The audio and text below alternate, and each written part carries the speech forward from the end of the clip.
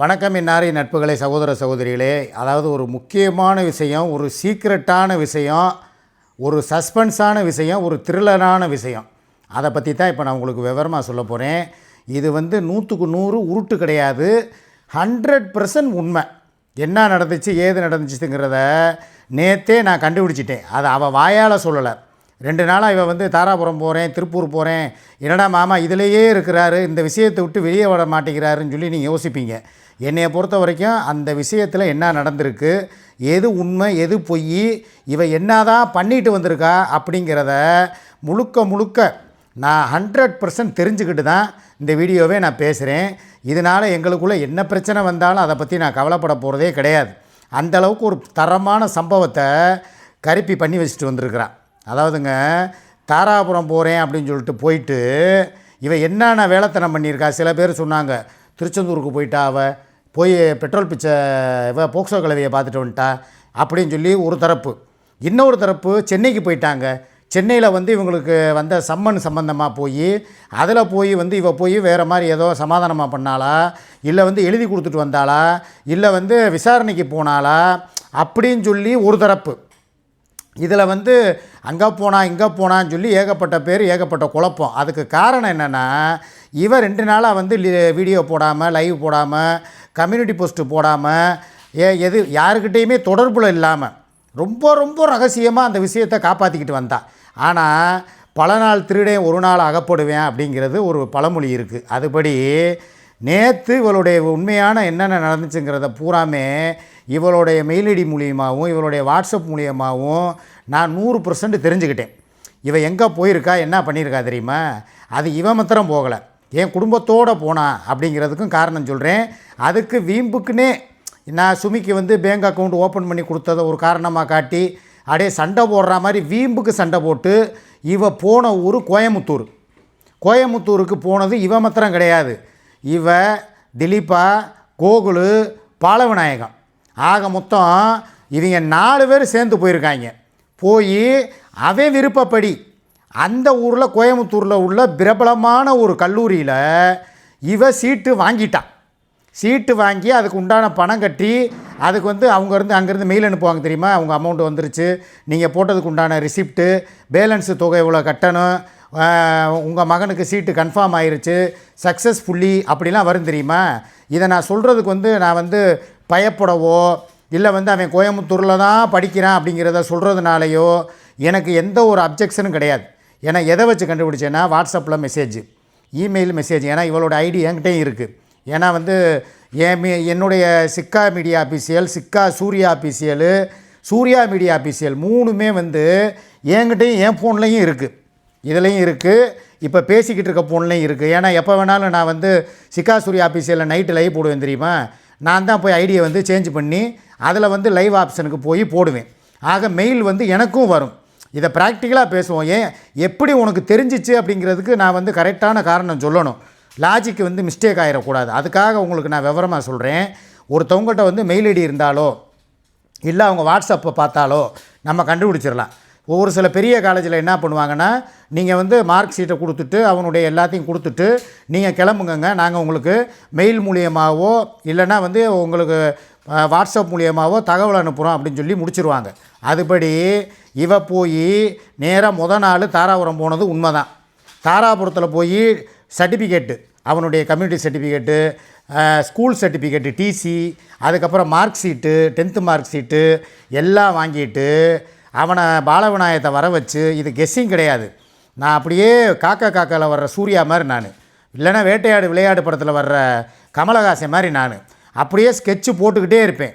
அதில் கேட்பார் தெரியுமா, கதவு இப்படி மூடிச்சா இல்லை இப்படி திறந்துச்சான்னு ஒரு ஆளை கண்டுபிடிக்கிறதுக்கு. அதை மாதிரி நானே ஒரு பயங்கரமான சிபிசிஐடி மூலக்காரன், என்னையெல்லாம் ஏமாற்ற முடியாது.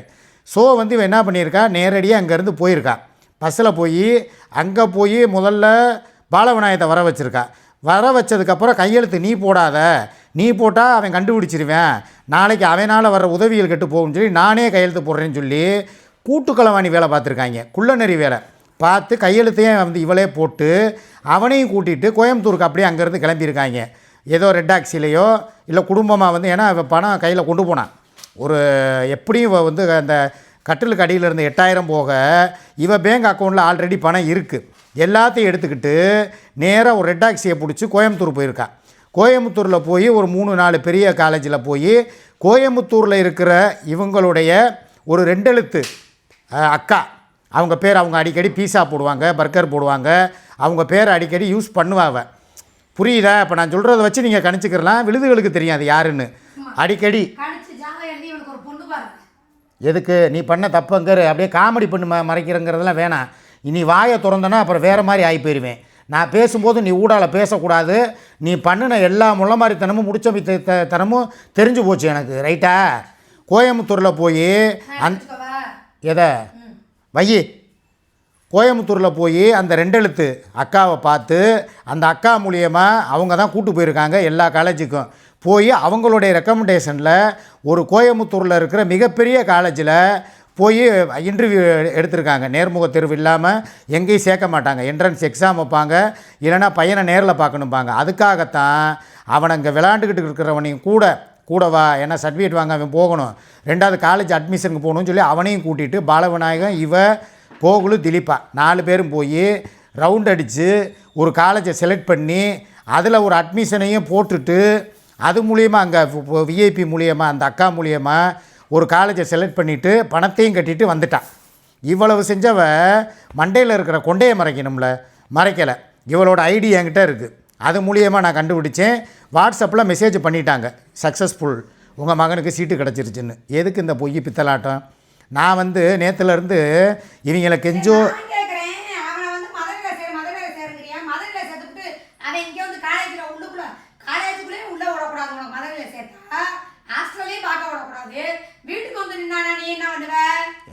இந்த வீட்டுக்கு வாசல் அவன் வந்துருவானா? அவன் வர விட்டுருவேன் அவனை. எதுக்கு அப்படி நிற்கிறவன் வேணும்னு கேட்டால் நானே விட்டு கொடுத்துட்டு போய்கிட்டே இருப்பேன். எதுக்கு குடும்பமாக சேர்ந்து நாடகம் போடுறீங்க? சீட்டு வாங்கினீல ஏங்க, இவ்வளோ கஷ்டப்படுறவே நான் யூடியூப்பில் வர்ற வருமானத்துலேருந்து எல்லா காசையும் கொடுத்து என் குடும்பத்துக்கு கூட செலவு பண்ணாமல் இவங்களுக்காக கறிமீன் போட்டு இவளுக்கு எல்லாம் வாங்கி கொடுத்து இவள் பிள்ளைய படிப்புக்கும் எதிர்காலத்துக்கும் நான் பாடுபடுவேனா? ஆனால் சத்தம் இல்லாமல் போய் சகுனி வேலை பார்த்துட்டு வந்திருக்காங்களே, அப்போ இவெல்லாம் எப்பேற்பட்டவளா இருப்பா? என்ன பிரச்சனை? அதை நீ சொல்லிட்டு போன்னு தான் சொல்கிறேன். என்னைய சொல்லாமல் போய் நீ ஒரு காலேஜில் போய் நல்லா போன இடத்துல உனக்கு நல்லா நொட்டுவாங்க. இவன் போன இடத்துல காலேஜுக்கு சீட்டு கிடச்சிச்சான். எல்லாமே பக்கா பிளானு, எதுவுமே செய்யாமல் தெரியாமல் செய்யலை. நான் தாராபுரம் வர்றேன், நீயும் கிளம்பி வா, குடும்பமாக போகிறோம். அந்த அக்காட்ட பேசிட்டேன், ஒரு பெரிய காலேஜில் நீ நினச்சா மாதிரியே பாலா அங்கேயே சேர்த்துக்குருவோம் பாலான்னு சொல்லி எல்லாம் பக்கா பிளானு. இதில் வந்து ஒரு எவ்வளோ தூரம் என்னையே முட்டாளாக்குறாங்கன்னு பாருங்கள். இதில் ஏமாந்தவன் நான் தான். இங்கே பாரு, நீ கோயம்புத்தூரில் சேரு, கொடைக்கானலில் சேரு, இல்லை நீ போய் எந்த ஊரில் வேணாலும் வெளிநாட்டில் கூட படிக்க வை, எனக்கு அது தேவையில்லை. ஆனால் என்கிட்ட சொல்லாமல் செய்கிற பற்றியா என்னைய முட்டாளாக்கி நீங்கள் அதில் குளிர்காயிறீங்க பார்த்தீங்களா? மதுரைக்கு போனா என்னமோ 2 வாட்டி போனதுக்கே ஓ புள்ள விஷயம் நீ பாருனா நான் அவன்கிட்ட கூப்பிட்டு சொன்னேன். நான் என்ன புடுக்கிறதுக்கா இருக்கேன்? அப்பே நான் பார்க்காம என்ன பார்க்க வா, உனக்கு விவரம் தெரியாதுன்னா கூட்டிட்டு போய் 4 சீட்டு அந்த அளவுக்கு பேசுறீல. அப்ப அவனை வச்சே பணத்தை கட்டு. அவன் இவ்வளவு நாளா என்ன பண்றான்? 7 வருஷமா அவன் உன் கூட இல்ல. பணத்தெல்லாம் என்ன பண்றீங்க? நீதான் நானாங்கிற நான் உனக்கு கூப்பிடவே இல்லையே. ஏன் காலேஜுக்கு படிக்க தெரியாதவங்க காலேஜுக்கு போவே மாட்டாங்களா? சரி, நீதான் நினைச்சுக்கணும். நான் பிஏ எக்கனாமிக் படிச்சேன்னு, நீ பால்வாடிக்கு மட்டும் தான் போயிருக்கேங்கிறது எனக்கு மட்டும் தான் தெரியும். நான் ஒன்று சொல்லவா, இனிமே சல்லி பிசா என்கிட்ட வந்து கேட்டுறாதீங்க. சரி, உங்க குடும்பத்துக்கே இனிமே நான் 10 காசு செலவு பண்ண தயாரா இல்லை. வச்சுக்க, இனிமே வர்ற வருமானம் இருக்குல்ல. சரி இங்க வா, 7 வருஷமா அவனும் தனியாக தானே வேலை ஆகுறேன். எப்படியும் ஒரு நாளைக்கு 1000 ரூபா சம்பளம் வாங்குவான்ல. அப்போ ஒரு மாதத்துக்கு எவ்வளோ? 30,000 ரூபா. ஒரு வருஷத்துக்கு எவ்வளவு? 3,60,000 ரூபா சம்பாதிக்கிறான்ல. அதில் இருந்தாங்க 1 ரூபா 50 ரூபா தர்றேன், ஸ்கூலுக்கு ஃபீஸு கட்டுப்பா, காலேஜுக்கு கட்டுப்பா. இப்படி ஒரு குடிகார புருஷனுக்கு நீ எதுக்கு சப்போர்ட் பண்ற? நான் பேசுறதுக்கு உனக்கிட்ட பேசுனா நீ தயவு செய்து நிப்பாட்டு. நான் சொல்ற விஷயத்துக்கு மாத்திரம் வா.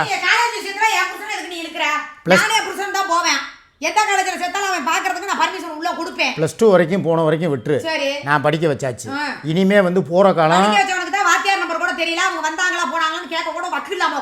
வாத்தியார். நான் சொல்றது இது வரைக்கும் நீ அந்த ஹாஸ்டல் சார் நம்பரை என்கிட்ட கொடுத்துருக்கியா? பீஸ் எது சொல்லு, எப்படி எந்த மூலியமா பீஸ்? நான் உங்ககிட்ட தர்றேன், நீ மஞ்சு கிட்ட அனுப்பி மஞ்சு வந்து அங்கே கட்டுது. எதுக்கு? என்னோட வருமானம் மட்டும் தான் கட்டிருக்கேன். உனக்கு டிவி கட்டுறதே பத்தல, இந்த குட்டி காஜி உட்கார்ந்துக்க. டிவி கட்டுறதுக்கு எப்படி பத்தாம போகும்? அதுக்கு காரணம் யாரு? எல்லா கடன் சுமையவும் தூக்கி எல்லாம் என் கோயில போட்டேன்னு சொல்லிரு. உண்மை தானே? ஏண்டா பிரிட்ஜில் இருந்து வாஷிங் மிஷின்ல இருந்து போட்டனாலதான் முந்தானலி எப்ப அத குடுன்னு சொன்னால நான் கொடுத்தேன். எதை கொடுத்த? எதை கொடுத்த? ஏன் அதே பப்ளிக் சொல்லணுமா? என்ன கொடுத்த எனக்கு? ஏன் முந்தானல என்ன கொடுத்தேன்? என்ன கொடுத்த? என்ன கொடுத்த? கார் டிவி கட்டணுமா, காரை எது பண்ணிடுறாங்கன்னு சொன்னியா சொல்லலையா? ஏண்டி நான் இழுத்து புடிச்சு சுத்தி ஏய் கொடுத்தேன். ஒரு மாச கார் டிவி என்கிட்ட பணம் இல்லைங்கிறது. டிவி உன் வீட்டுக்கு கொடுத்தனால தான் உன் வீடு தப்பிச்சிச்சு. ஒரு மாசம் கார் டிவி கொடுத்ததுனால தான் அவன் பெனால்ட்டி போடாம கார் நிக்குது. மூடிக்கிட்டு இருந்துக்க. நான் சுருட்டி வைக்க போனதுனா எவன் கொடுப்பான் உனக்கு 16,000? ஏண்டா மாசம் மாசம் இந்த காருக்கு டிவி கட்டினவே நானு. இந்த ஒரே ஒரு மாசம் வண்டிக்கு கட்டுறேன், போனுக்கு கட்டுறேன். இப்ப நீ கட்டு. நான் என்ன சொல்றேன், இந்த விஷயத்துல இவ்வளவு நாக்க புடுங்குற மாதிரி நான் கேட்குறேன். அதாவதுங்க பணம் வந்து நான் தான் எல்லாத்துக்குமே கட்டுறேன். அதாவது பிரிட்ஜில் இருந்து வாஷிங் மிஷின்லேருந்து டூவீலர்லேருந்து இப்போ எடுக்க போகிற புது டூவீலர்லேருந்து காரில் வரைக்கும் எல்லாத்துக்கும் நகைச்சீட்டு ஏலச்சீட்டு எல்லா பணமும் என் பணம். என்னை ஓட்டாண்டியாக்கி ஒன்றும் இல்லாமல் வெறும் 300 ரூபா காசோட உட்கார வச்சுட்டு போயிட்டான். உங்களுக்கே தெரியும், கட்டிலுக்கடியில் நான் முந்தா நாளே பணம் தேடினேன். இல்லை என்ன பண்ணியிருந்தா, என்னை ஒரு சில்லறை பயலாக நினச்சி சில்லறை காசை போட்டு ஒரு மணிப்பரிசு வச்சுருந்தான். உங்களுக்கே தெரியும்ல. அப்படி இருக்கும்போது டிவி டேட்டுக்கு அவனுக்கு பணம் கொடுக்கலன்னா காரை சீஸ் பண்ணிட்டு போயிடுவாங்களா இல்லையா? நான் வந்த உடனே கேட்டேன், எப்பா என்கிட்ட 10 காசு இல்லை, எல்லா காசும் காலி, பணம் கொடுப்பான்னு கேட்டதுக்கு இவ கையிலேருந்து இந்த மாதம் தாண்டா கொடுத்துருக்கா. இது வரைக்கும் என் தலைமையில் சத்தியமாக சொல்கிறேன், என் பப்பு மேலே ஆணையாக சொல்கிறேன், இது வரைக்கும் அந்த கார் என் வீட்டுக்கு வந்ததுலேருந்து எங்கள் எஸ்பிரிசோ காரு, என் மையன்லேருந்து வாங்கின காரு, இப்போ வரைக்கும் டிவி நான் தான் கட்டிக்கிட்டு இருக்கேன். ஒரு மாதம் கூட நான் வந்து இவகிட்ட பணமாக கேட்டதே கிடையாது. ஆனால் தடவையாக ஒரே ஒரு டிவி காசை கொடுத்துட்டு அதையும் பப்ளிக்கில் நாரடிக்கிறா பாரு. இப்படி தான் சிங்கப்பூர் போயிட்டு வந்த காசில் தான் நீ வீடு கட்டினேன். அந்த டிவி மாத்திரம் கட்டாமல் விட்டுருந்தா உன் வீடு ஜப்தியாயிருக்கும் சொல்லி சொல்லி சொல்லி சொல்லி சொல்லி என்னை கேவலப்படுத்தி அசிங்கப்படுத்தினான். இப்போ ஒரு மாத டிவு சரி நான் கேட்குறேன், ஒரு மாத டிவு தான் நீ கொடுத்தா தான் என்ன உனக்கு என்ன குறைஞ்சா போச்சு? எத்தனை வருஷ கணக்கில் அந்த வண்டியில் உன்னைய கணக்கம்பட்டி, பிள்ளையார்பட்டி, கோயம்புத்தூர் கோர்ட்டுக்கு வாய்தாவுக்கு, ஊட்டிக்கு, அப்புறம் ஒகேனக்கலுக்கு, பெங்களூருக்கு, சென்னைக்கு, எந்தெந்த ஊருக்கு, பாண்டிச்சேரிக்கு, எல்லா ஊருக்கும் உன்னை அதில் கூப்பிட்டு போய் நான் சுற்றலையா? நீ அதில் அனுபவிக்கலையா? ஒரு மாதம் டிவி காசை கொடுத்துட்டு இவ்வளோ விளக்கமாக வந்துக்கிட்டு நான் தான் கொடுத்தேன் அப்படிங்கிறியே. நீலாம் மனசாட்சியோடு பேசுகிறியா? இங்கே வரு, அந்த காசை அடுத்த மாதம் ஒரு வாழ்க்கையை கொடுத்துட்டு நான் தான் திருத்தி வச்சிருக்கேன் 7 வருஷமா தேஞ்ச ரெக்கார்டு மாதிரி பேசல. அப்படிதான் இங்கே வரு, வாழ்க்கையை கொடுத்தவனை வந்து இந்த மாதிரி பேசுறது தப்புப்பா. உன் வாழ்க்கை எப்படி கிடந்துச்சு? செட்டிப்பாளையத்தில் சட்டி கழுவிக்கிட்டு கிடந்துச்சு. நிறுத்து. இந்த மாதிரி இங்கே பாரு, பொங்காத, ரொம்ப பொங்காத, அளவா பொங்கு, ஓவரா அப்படியே பொங்குற. நான் ஒரு கம்பெனியில் மேனேஜராக எனக்கு கீழே 25 பேர் வேலை பார்த்துக்கிட்டு இருந்தாங்க. 25 பேர் அங்கே வேலை பார்க்க விட்டுருக்கேன்.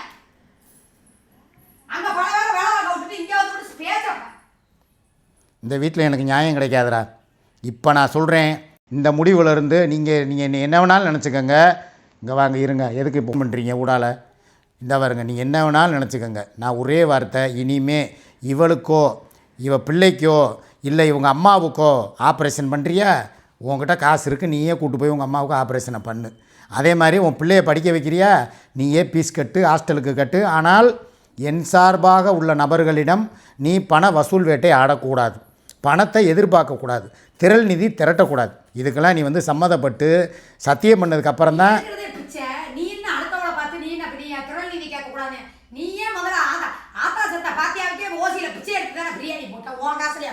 தாயை வந்து இழிவு பேசாத. ஆத்தாசத்தை பாத்தியாவுக்குன்னு என்ன? இங்கே பாரு, நான் சொல்கிறத கேளு. என்னை ரொம்ப டென்ஷன் ஆக்குற நீ. ஒரு அளவாக பேசு. ரொம்ப பேசுனேன்னா அப்புறம் நான் பாட்டு கிளம்பி பேக்க எடுத்துகிட்டு ஓடிடுவேன் நான். சரியா போனால் போதும். நான் இந்த வீட்டில் இருக்கிறதுனாலயா? எதனாலும் உனக்காக வந்துக்கிட்டு சரி பாவம் பார்த்து நல்லா யோசிச்சு பாருங்கள். ஏன் சம்மந்தப்பட்டவங்க தவிர்த்து இவளுக்குன்னு சொல்லி யாராவது ஒரு 10 காசு பண உதவி செஞ்சுருப்பாங்களா? மனசாட்சியை தொட்டு பேசணும். உதவி செய்கிறவங்க பூராமே ஏன் மாப்பிள்ளைங்க, என் சகோதரிகள், என் தோழிகள், அவங்க மூலியமாக தான் இவளுக்கு அந்த வருமானம் வருது. எனக்கு வர்ற காசை தான் நான் இவளுக்கு தர்றேன். அதை வந்து நான் வந்து வெக்கத்தை விட்டே சொல்கிறேன். நான் தான் பிச்சை எடுக்கிறேன். இவளுக்கு பிச்சை கேட்டாலுமே அதிகபட்சமாக என்ன வருது, ஒரு லிப்டிக் வருது, ஒரு கண்மை போடுறாங்க, ஒரு பாடியை போடுறாங்க, ஜட்டியை போடுறாங்க. இவ்வளவு தான் இவளுக்கு போடுவாங்களே தவிர ஒரு கொரியருக்கு கூட மசாலாவுக்கு 100 ரூபாங்கிற இடத்துல 110 ரூபா போட்டால் கேட்டால் கூட எதுக்கு எக்ஸ்ட்ரா 10 ரூபா கேட்குறீங்கன்னு சொல்லி விழுதுகள் கேட்குறாங்க. அப்படி இருக்கிற நான் தான் எல்லாம் சம்பாரித்து கொடுக்குறேன். நியாயமாக பேசுவோம். எனக்காக, என் அன்புக்காகவும், என் முகதாட்சணைக்காகவும், சரி மாமா பாவம், அண்ணன் பாவம், சரி இவளுக்காக இல்லைனாலும் அண்ணன் தான் அங்கே சிக்கி தவிக்கிறாரு, நம்ம ஹெல்ப் பண்ணுவோன்னு சொல்லி தானே ஏகப்பட்ட பேர் வந்து இவளுக்கு உதவி செய்கிறாங்க. அதையே உதாசீனப்படுத்தி என் பெத்த தாய் பாத்தியாவுக்கு கொடுத்த காசை கூட நான் பிச்சை எடுத்தேன்னு சொல்லி சொல்கிறா பார்த்தீங்களா? ஏன் அந்த காசை இவ கொடுத்துருந்தா நான் போய் ஏன் 4 பேர்ட்ட எடுக்கணும் பிச்சை? எனக்கு மாதம் வர்ற அந்த லட்சக்கணக்கான வருமானத்தில் ஒரு பகுதியை சரி விடுற, வருஷம் பூரா எனக்கு தான் சம்பாரித்து கொடுக்குற, உங்கள் அம்மா பாத்தியா தானே, இந்தா ஒரு 20 ரூபா தர்றேன், ஒரு 30 ரூபா, இதே நான் எவ்வளோ பெருந்தன்மையாக இருக்கேன் பாருங்கள். அம்மா கண் ஆப்ரேஷனுக்கு நான் பணம் தர்றேன்னே, 10,000 ரூபா நான் தரவாப்பா, நீ 10 ரூபா போடுறியாப்பா, 2 பேரும் நிறந்து போட்டு உங்கள் அம்மாவுக்கு ஆப்ரேஷன் பண்ணுப்பான்னு சொன்னவே நான். அப்படி இருந்தும் அதுக்கப்புறம் எனது உறவு, எனது தோழிகள், எனது மாப்பிள்ளைகள் அவங்களா பார்த்து ஒரு 20,000 ரூபாயை கொடுத்து, போங்க மாமா நாங்கள் தர்றோம் பணம், அவங்க அம்மாவுக்கு போய் ஆப்ரேஷனை பண்ண சொல்லுங்கன்னு சொன்ன காசையும் சுருட்டி இதுக்குள்ளே போட்டுக்கிட்டவ கவட்டைக்குள்ளே. வேறு மாதிரி என் வாயில் வந்துச்சு, அதை நான் சொல்ல விரும்பலை, சரியா?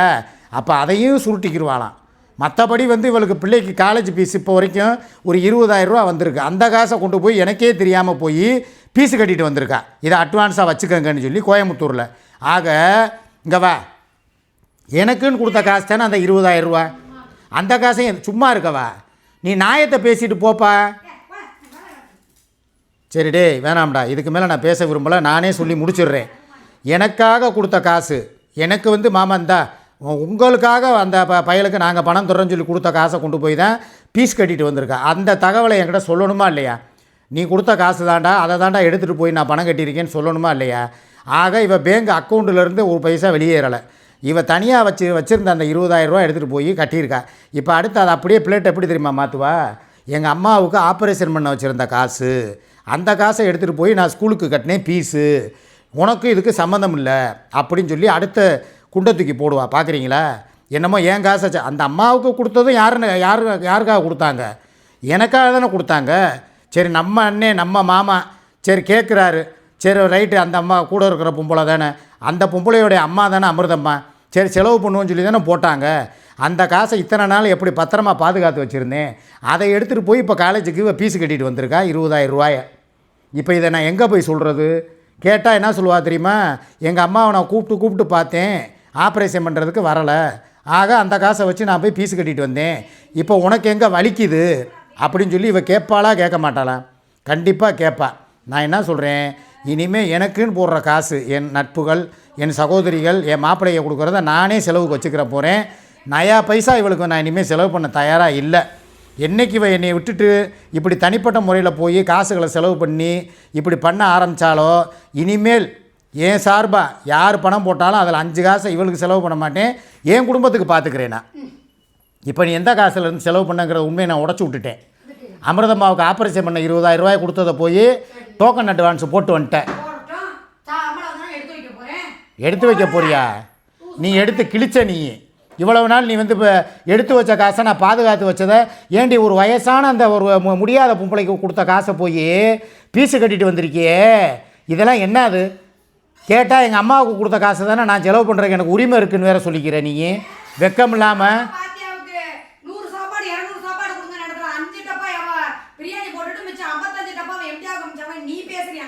நீ பாத்தியா அந்த அந்த வீட்டுக்கு நீ வந்தியா? 10 படி பிரியாணி நான் ஆக்கி போட்டேன். நாங்கள் 2 பேரும் சேர்ந்து தான் எங்கள் குடும்பமாக பாக்கெட்டு போட்டோம். டேய் நான் 1 மணிக்கு வந்து பேசிக்கிறேன்டா, இப்போதைக்கு நிப்பாட்டுங்க. ஓலப்பாயில் இந்த பேச்சு எனக்கு தேவையா? சரி விடு, நான் பார்த்துக்கிறேன். எதாக இருந்தாலும் 1 மணிக்கு நான் பேசுகிறேன். இன்னும் நிறையா பேசணும். உண்மைகள் ஒன்று ஒன்றா வந்துக்கிட்டு இருக்கு. வர இவளுடைய முகத்திரையை நான் கிழிக்கிறேன். ஓகேவா? பாய்.